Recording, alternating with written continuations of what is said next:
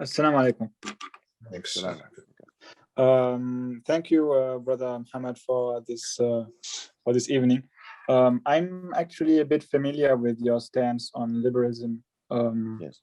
and how you tackle it. And I see the difficulty with it, that it is very academic, and sometimes it can be unpractical, because you attack, like, for example, if someone says this rule from Islam doesn't make sense, is not just, or something. Yeah. I'm sorry. And you start to tell him, well, but you believe in liberalism, and liberalism has these rules, for example. He might not feel like going that deep into this discussion. He might not know who John Locke is, or something. He just thinks that he has a problem with this certain part. And on the other hand, the reason why it's becomes more difficult to tackle liberalism, from like when you engage with someone, than Islam for him, is because for him the rules from, like, for example, LGBT, he can rationalize this. He can understand why this makes sense, because he can argue with what was it, the harm principle, that it's okay, but he cannot see the rationale from the Islamic point, that homosexuality may be unethical. Mm-hmm.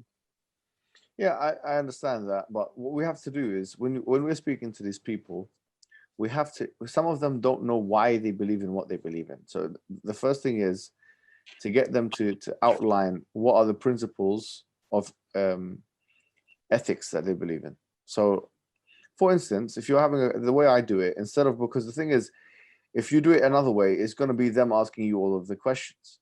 Instead of them asking you all the questions, you say to them, look, how do you define morality? What is your way of defining morality? What principles do you use to know what's right and wrong? It's a very straightforward question. How do you know what's right and wrong?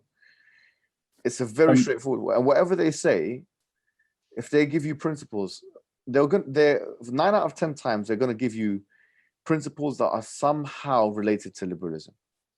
Somehow related. So even the golden rule, the golden rule, do unto others what you'd want to do to yourself.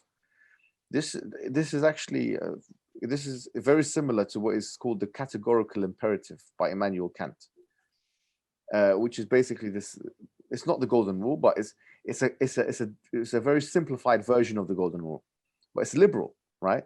So if someone says the golden rule, do unto others what you'd like to be done to yourself, or that the harm principle, whatever it may be, then you can use their principle and show them the weaknesses in them.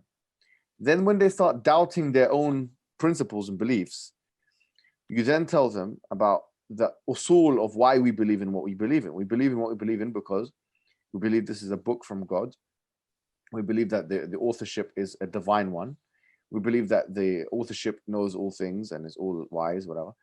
If they don't believe this book is from God, and if you can't convince them using evidences and rationality, whatever it may be, that this book is from God, they'll have no reason to believe in the ahkam inside of it. You can't argue for them on their own merit. We believe in the ahkam not on their own merit. We believe in the ahkam because they are the prescriptions of Allah, and we believe that the Quran is from Allah.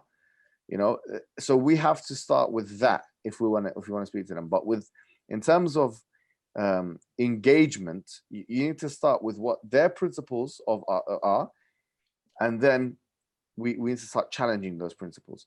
If they don't say, I don't know, then if they don't know how they find out what right and wrong is, then they're in no position to tell you that what you believe in is wrong, because on what basis? So it's a catch-22. Yeah, I thought about that too, but I find like often it's very easy to say that this is I forgot the word I was going to say, like instinctively or intuitively, this is correct and this is not correct. Like I feel like this is correct, and everyone else thinks that, and it's not very difficult to see that. Right. So if they use intuition or instinctive knowledge, you have to explain to them that that's not demonstrative. It's not something which you can show, right? So and the thing is, if it was the case that it's instinctive, then we'd expect two things to be the case. We'd expect it to be cross-cultural, and we'd expect it to be historical. Because if it's something which is always been the case, it had to have always been the case for all the time with all the people in all the countries.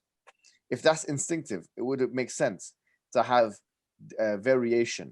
For instance, if it was instinctive to believe that homosexuality is permissible rather than impermissible, then why did it take humankind like almost however many thousand years, 6,000, 7,000 years of civilization, from the Indus River civilization all the way through to the liberal West to formally allow this within their sphere? It took a very long time. So why is it not cross-cultural? Why is it not historical if it's something so intuitive?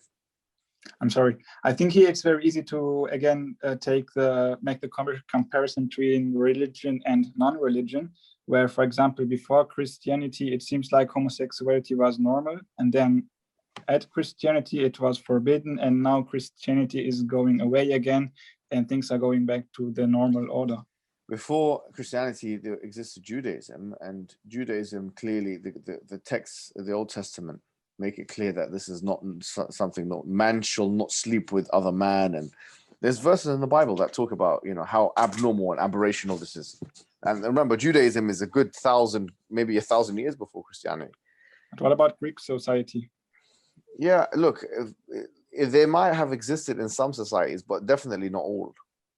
Like homosexuality was not the norm. It was not the norm. Right. Yeah, do you know what I mean? The point is for you to make a case that it's intuitive, you have to prove that. And just saying, "Oh, I believe it because I feel it inside," it's not strong enough. I say, "Okay, I feel it's abnormal." Why is your feeling given preference to mine? Like, it's not demonstrative on either side. We need a mechanism. If you want to prove something is right or wrong, we need to have a mechanism. That's why these philosophers struggled to show mechanisms like the categorical imperative, the harm principle, the hedonistic principle, the contractual principle. All of these things are attempts at finding mechanisms for formalizing and demonstrating what's right and wrong. Because if everyone says, well, it's just a feeling inside, it's intuitive, right? It's intuitive. Then in that case, everyone can say, well, my morality is intuitive, your one's a social construct. And it becomes an impossible thing to refute and an impossible thing to falsify.